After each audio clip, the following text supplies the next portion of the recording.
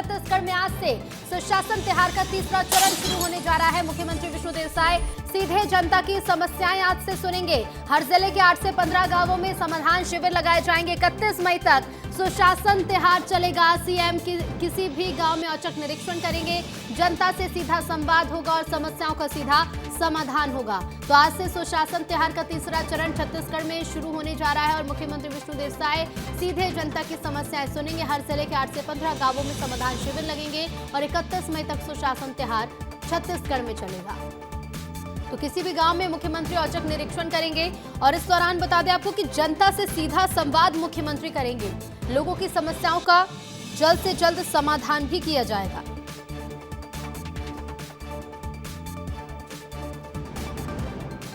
और सीधे रुक करेंगे संवाददाता रोहित मिश्रा हमारे साथ लाइव जुड़ गए हैं। रोहित, गांवों में औचक निरीक्षण तो होगा ही, इसके साथ ही जनता की समस्याओं का जल्द से जल्द समाधान होगा।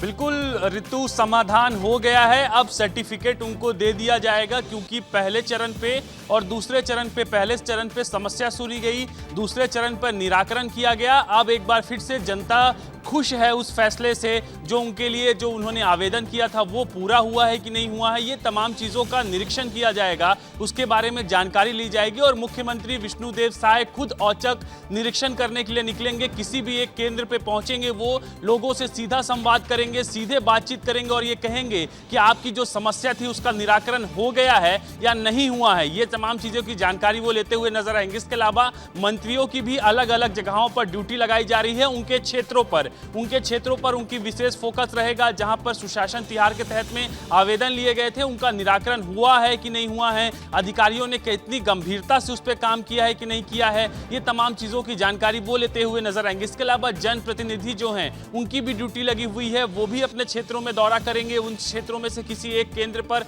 पहुंचेंगे और जनता से सीधी बातचीत करेंगे और संवाद जो है वो करते हुए नजर आएंगे। तो कुल मिलाकर सुशासन की सरकार है, यही टैगलाइन दिया गया है और उसी के अनुरूप जनता के काम सरलतापूर्ण ढंग से हो जाएं, जनता के काम आसानी से हो जाएं, इसी पर सरकार का विशेष फोकस है। आज तीसरे चरण की शुरुआत हो रही है। बिल्कुल तीसरे चरण की शुरुआत हो रही है। बने रहिएगा रोहित, लौटेंगे आपके पास। तो देखिए, तीसरा और आखिरी चरण आज से शुरू हो रहा है। और इधर बात करें बिलासपुर की, तो बिलासपुर में सुशासन त्योहार को लेकर तैयारियां जोरों पर है। कलेक्टर संजय अग्रवाल ने इस संबंध में अधिकारियों की एक बैठक ली है और बैठक लेकर निर्देश दिए। उन्होंने बताया कि पिछले चरण में जिले से 2 लाख से ज्यादा आवेदन आए थे।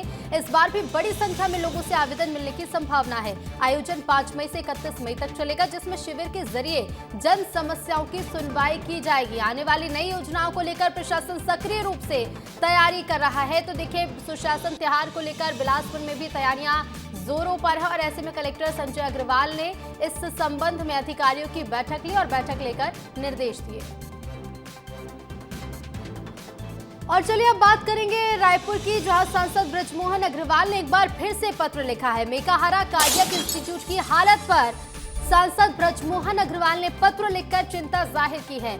मेकाहारा कार्डियक इंस्टीट्यूट की हालत पर चिंता उन्होंने जाहिर की। ओपन हार्ट सर्जरी सेवा बंद है और ऐसे में बहाली की मांग की जा रही है। तो देखिए, मुख्यमंत्री और स्वास्थ्य मंत्री को पत्र लिखा गया। सरकारी स्वास्थ्य सेवाओं की अनदेखी का मुद्दा गर्माता जा रहा है और हमारे सहयोगी रोहित लगातार बने हुए हैं। रोहित, एक बार फिर से सांसद बृजमोहन अग्रवाल ने पत्र लिखा है और मेकाहारा कार्डियक इंस्टीट्यूट की हालत पर चिंता जाहिर की है।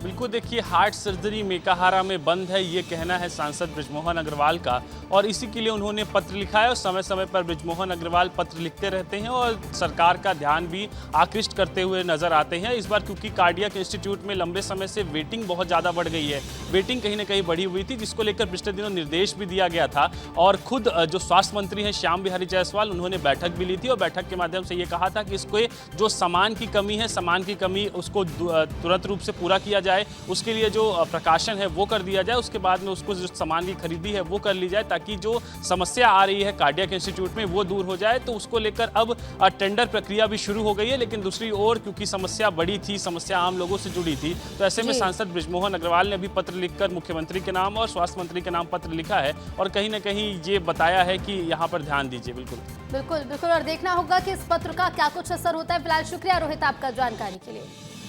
इधर अंबिकापुर में राजस्व विभाग से नाराज मंत्री लक्ष्मी राजवाड़े ने अपनी नाराजगी जाहिर की। राजस्व विभाग के अफसरों पर नाराजगी जाहिर की है। रिश्वतखोरी की बढ़ती शिकायतों से मंत्री परेशान हैं और उनका कहना है कि नहीं सुधरे तो अब नहीं बख्शे जाएंगे। तो अंबिकापुर में राजस्व विभाग से मंत्री लक्ष्मी राजवाड़े नाराज हैं और मंत्री लक्ष्मी राजवाड़े ने अपनी नाराजगी जाहिर की है। राजस्व विभाग के अफसरों पर नाराज हूँ, रिश्वतखोरी की बढ़ती शिकायतों से मंत्री परेशान है और मंत्री लक्ष्मी राजवाड़े का कहना है कि अगर अभी भी नहीं सुधरे तो अब नहीं बख्शे जाएंगे। गांव के दौरे करते समय उन्हें शिकायतें मिली जिस पर उन्होंने नाराजगी जाहिर की है। अभी कुछ गांव ऐसे चिन्हांकित किए हैं जहां मैं एक बार भी नहीं पहुंच पाई हूं, तो ऐसे गांव को चिन्हांकित करके मैं वहां जा रही हूं, लोगों से मिल रही हूं और समस्या को जानने का प्रयास कर रही हूं कि वाकई में क्या समस्या है। और जो लोग आम जनता दफ्तरे का चक्कर काटते हैं तो वो चक्कर ना काटना पड़े, इसलिए अधिकारियों को भी मैं लेके जा रही हूँ। तो मेरा प्रयास है कि जनता के बीच में हमेशा से बने रहूँ और उनकी समस्याओं को सुने और समाधान भी करूँ। और संवाददाता दिलीप जायसवाल हमारे साथ जुड़ गए हैं। दिलीप, मंत्री लक्ष्मी राजवाड़े जो कि गांवों के दौरे पर थी लेकिन इसी बीच शिकायतें मिली जिस पर उन्होंने जमकर नाराजगी जाहिर की है। सही कहा रितु आपने। जो महिला बाल विकास लक्ष्मी राजवाड़े हैं, पिछले कई दिनों से वो दूरस्थ जो गांव है, जो पहुंच विहीन गांव है, वहां पहुंच रही हैं और लोगों की समस्याओं को जान रही हैं। लेकिन लोग सबसे अधिक जो समस्या उन्हें बता रही हैं, राजस्व विभाग की समस्या बता रही हैं, पटवारियों के खिलाफ शिकायतें आ रही हैं, तहसीलदारों के खिलाफ शिकायत आ रही है। लोगों का ये कहना है कि जमीन का चाहे बंटवारा हो, चाहे नामांतरण करना हो या पौती पास करना हो, तमाम जो प्रक्रिया होता है उसके लिए जो राजस्व कर्मचारी हैं उनसे पैसे मांग रहे हैं। पिछले दिनों एक पटवारी को भी एसीबी ने गिरफ्तार किया था रिश्वत लेते हुए। तो तमाम जो परिस्थितियां दिखाई दे रही हैं उसको देखकर लक्ष्मी राजवाड़े ने साफ तौर पर कहा है कि अगर वो नहीं सुधरे जो अधिकारी तो उनके खिलाफ कड़ी कार्रवाई की जाएगी, क्योंकि उनका गृह क्षेत्र है और सरकार बने 1.5 साल का वक्त बीत चुका है और ऐसे में उनको अब जनता पूछने लगी है कि भैया ऐसी स्थिति क्यों बनी हुई है। तो यही वजह है कि जो मंत्री लक्ष्मी राजवाड़े हैं वो सख्त तेवर में है। हो सकता है कि आने वाले दिनों में वो राजस्व विभाग के जो अधिकारी हैं उनकी एक बैठक लें और बैठक लेने के बाद अधिकारियों को साफ तौर पर चेतावनी देंगे कि अगर ऐसी स्थिति बनी रही तो जो अधिकारी हैं उनकी कड़ी कार्रवाई की जाएगी, उनके खिलाफ जांच होगी और लोगों को राहत दिलाया जाएगा। बिल्कुल बिल्कुल देखना होगा कि आगे क्या कुछ कार्रवाई की जाएगी। फिलहाल शुक्रिया दिलीप आपका जानकारी के लिए। इधर राजधानी रायपुर में 2 दिन की कार्यशाला का आयोजन किया गया। नगरीय निकायों की जनप्रतिनिधियों की कार्यशाला है जिसका उप मुख्यमंत्री अरुण साव शुभारंभ करेंगे। तो देखिए, समापन समारोह में सीएम विश्वदेव साय शामिल होंगे। महापौर समेत नगर पंचायतों के अध्यक्ष भी मौजूद रहेंगे। तो रायपुर में 2 दिन की कार्यशाला का आयोजन है। नगरीय निकायों के जनप्रतिनिधियों की कार्यशाला लगनी है जिसका शुभारंभ छत्तीसगढ़ के डिप्टी सीएम अरुण साव करेंगे और इस कार्यशाला के समापन समारोह में छत्तीसगढ़ के मुख्यमंत्री विष्णुदेव साय भी शामिल होंगे। महापौर समेत नगर पंचायत के अध्यक्ष भी मौजूद रहेंगे। छत्तीसगढ़ के सीएम विष्णुदेव साय रविवार को मंडला पहुंचे जहां चौगान हेलीपैड पर कार्यकर्ताओं ने उनका स्वागत किया। मुख्यमंत्री विष्णुदेव साय ने आदिवासी मढ़िया में पूजा अर्चना की और रामनगर में आयोजित 2 दिवसीय आदि उत्सव का शुभारंभ किया है। इस मौके पर उनके साथ केंद्रीय जनजातीय कार्य मंत्री जुएल ओराम भी मौजूद रहे। मौके पर सीएम ने आयोजन की सराहना करते हुए कहा कि मंडला की ये भूमि रानी दुर्गावती की वीरता से जुड़ी है और आदि उत्सव जनजातीय संस्कृति का गौरवपूर्ण महाकुंभ है।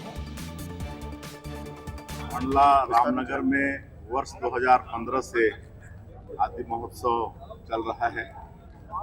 2015 में केंद्रीय जनजातीय मंत्री श्री जुएल ओराम जी के कमलों से इस महोत्सव का शुभारंभ हुआ था और उस समय इस क्षेत्र के सांसद आदरणीय श्री फग्गन सिंह कुलस्ते जी जनजातीय कल्याण मंत्रालय में राज्य मंत्री के रूप में थे। तब से इस समारोह का शुभारंभ हुआ है।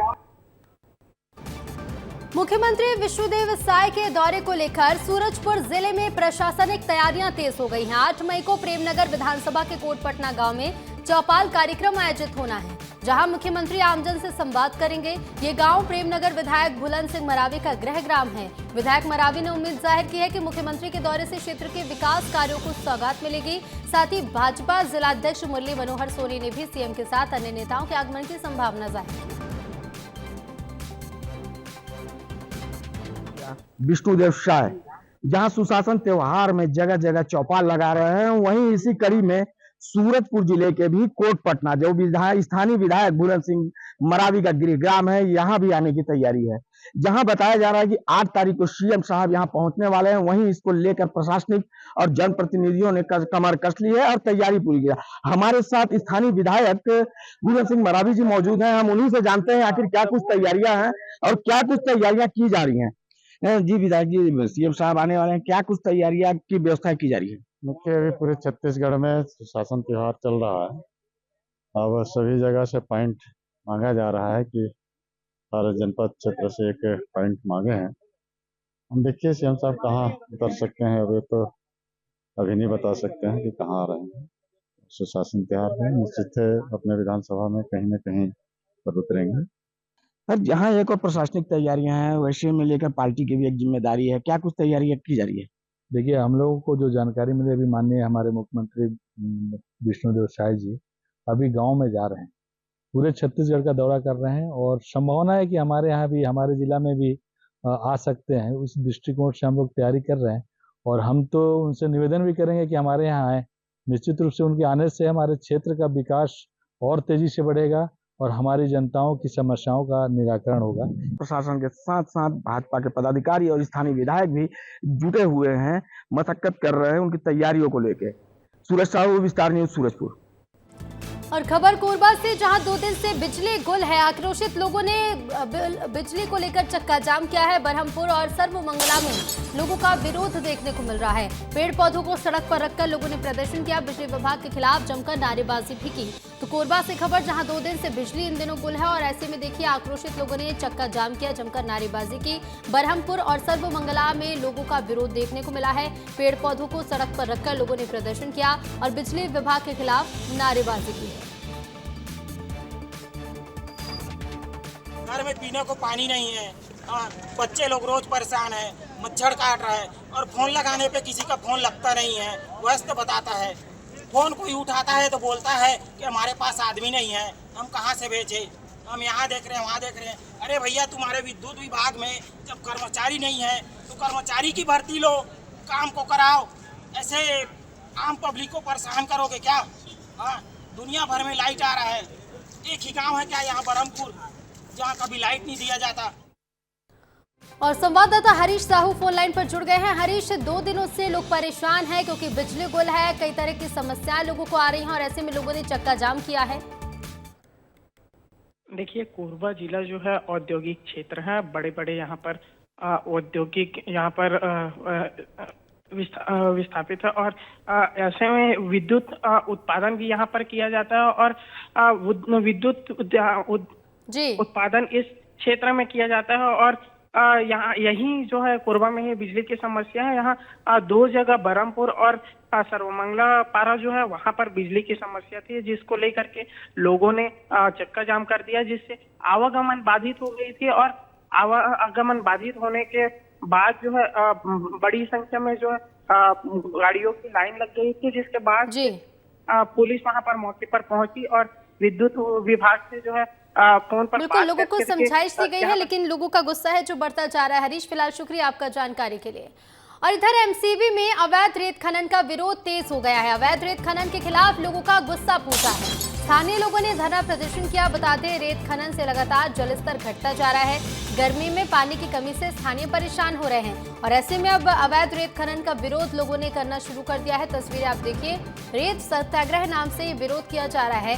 एमसीबी से तस्वीरें सामने आई हैं जहां लोगों ने विरोध तेज कर दिया है और अवैध रेत खनन के खिलाफ लोगों का गुस्सा फूटा है। धरना प्रदर्शन करने पर अब लोग अड़े हुए हैं और ऐसे में लगातार देखिए हो रहे रेत खनन से जलस्तर में कमी देखने को मिल रही है और गर्मी में पानी की कमी से लोगों को परेशान भी होना पड़ रहा है।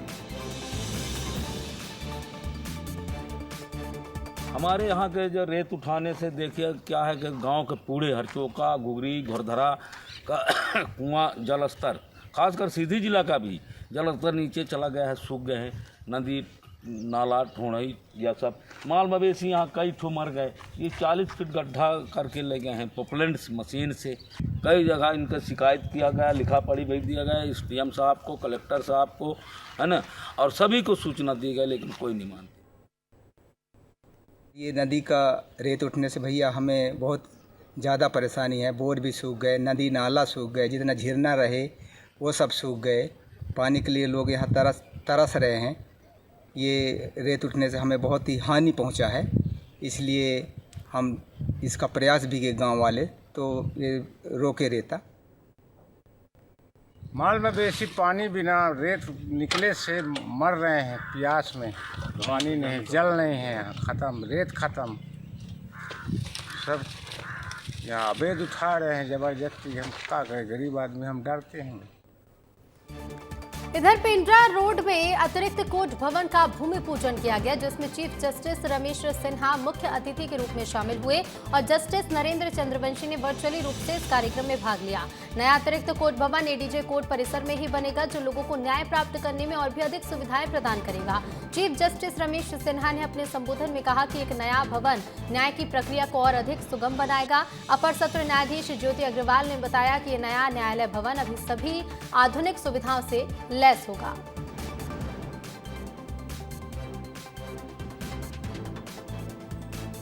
इधर गरियाबंद में ओडिशा सीमा से लगे तेंदुपत्ता फड़ों में ओडिशा के तेंदुपत्ते को अवैध रूप से खपाने का एक और बड़ा मामला सामने आया। देवभोग रेंज से सटे ओडिशा के धर्मगढ़ रेंज के वन अमले ने बीती रात सीजी पासिंग मेटाडोर को 110 बोरी तेंदुपत्ता के साथ जब्त कर लिया। इस तेंदुपत्ते की कीमत ओडिशा में 1.25 लाख रुपए है, जबकि प्रदेश में इसकी कीमत 4 लाख रुपए से ज्यादा होती है। वाहन चालक फरार है, जबकि हेल्पर को हिरासत में लेकर वन अधिकारी मामले की गहरी जांच कर रहे हैं। अब तक जांच में ये पुष्टि हुई है कि तेंदुपत्ता ओडिशा सीमा से लगे गरियाबंद के किसी खरीदी केंद्र तक ले जाया जा रहा था।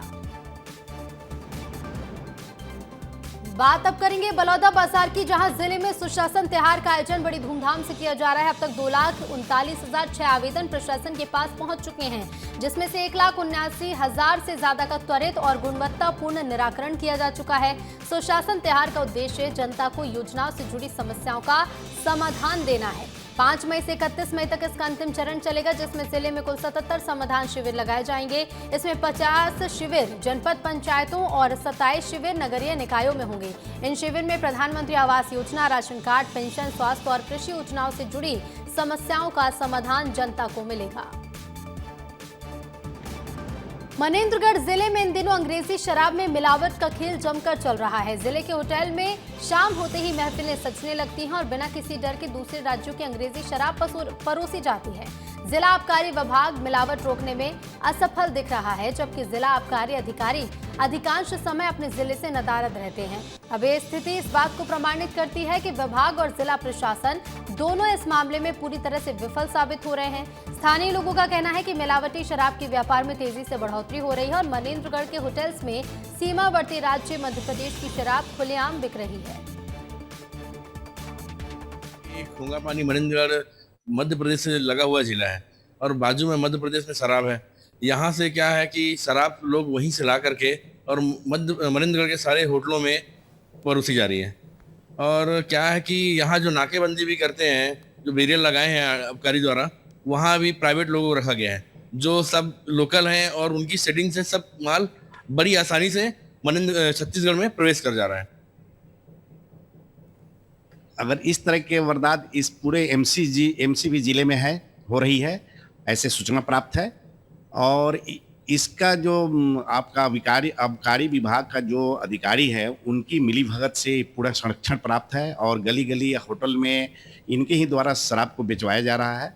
और हम शासन से निवेदन करते हैं कि इस तरह के अधिकारी को रहना यहाँ नहीं चाहिए। सबसे पहले मैं विस्तार न्यूज़ को धन्यवाद देता हूं और उसके व्यूअर्स को भी बहुत बहुत धन्यवाद। और ऐसे ज्वलंत मुद्दों पर आपने बात कर रहे हैं और इसको उजागर कर रहे हैं। अब का एमसीबी जिला के आबकारी अधिकारी जो हैं शशिकला पैकरा और संदीप जायसवाल के हैं, इनके संरक्षण में गली गली शराब, देसी शराब बिक रही है, शराब दुकानों में मिलावट हो रही है और ये प्लेसमेंट एजेंसियों के माध्यम से ये लोगों को निकालने का काम और 2-2 लाख रुपया लेके पुनः दूसरे लोगों को भर्ती करने का काम ये बड़े पैमाने पर चल रहा है। इधर जांजगीर जिले के पामगढ़ थाना क्षेत्र में घर में घुसकर मोबाइल चोरी की घटना को अंजाम दिया गया। पुलिस ने तेजी से कार्रवाई करते हुए 3 आरोपियों को गिरफ्तार किया। उनके कब्जे से चोरी किए गए 3 मोबाइल फोन भी बरामद कर लिए गए हैं, जिनकी कुल कीमत 52,000 रुपए आंकी गई। गिरफ्तार किए गए आरोपियों में से एक बिलासपुर का निवासी है, जबकि 2 आरोपी डोंगा कोहरौद गाँव के रहने वाले हैं। पुलिस अब आगे की जाँच में जुटी है।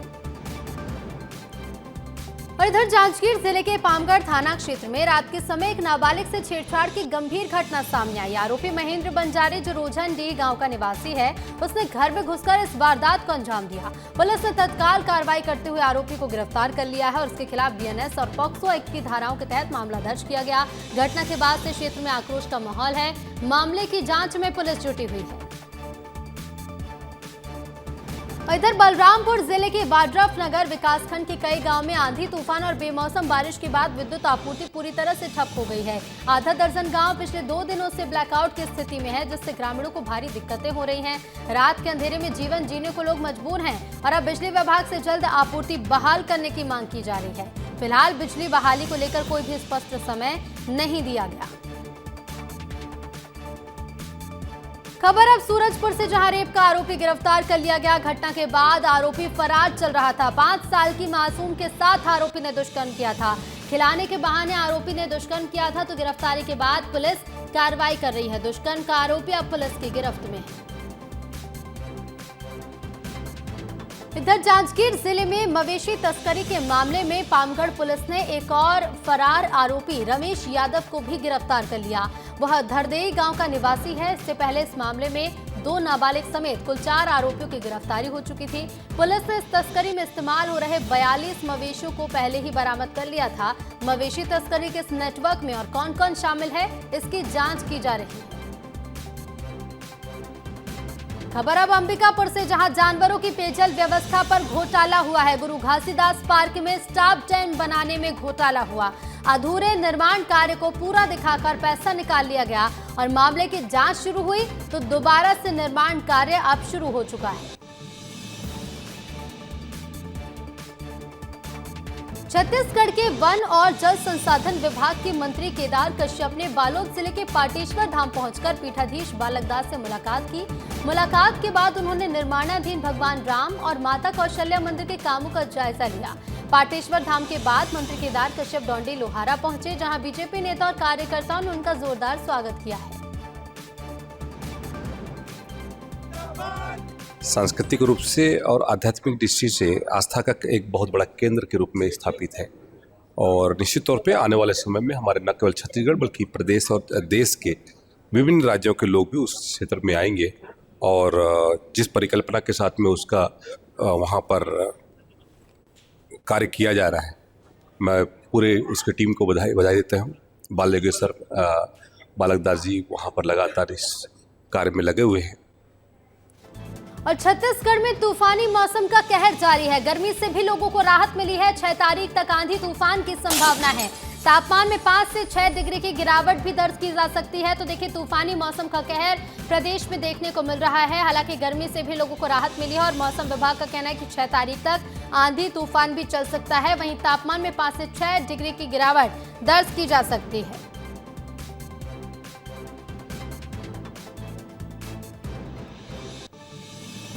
देखिए, मौसम का मिजाज बदलता जा रहा है और छत्तीसगढ़ में मौसम का क्या हाल है, अलग अलग शहरों में क्या तापमान है वो भी देख लीजिए। रायपुर का अधिकतम तापमान 41 डिग्री सेल्सियस है, तो वहीं राजनांदगांव का टेम्परेचर 40 डिग्री, बिलासपुर का टेम्परेचर भी 40 डिग्री है। तो जगदलपुर का तापमान गिरकर 35 डिग्री पर पहुंच चुका है और दुर्ग का तापमान 40 डिग्री सेल्सियस है।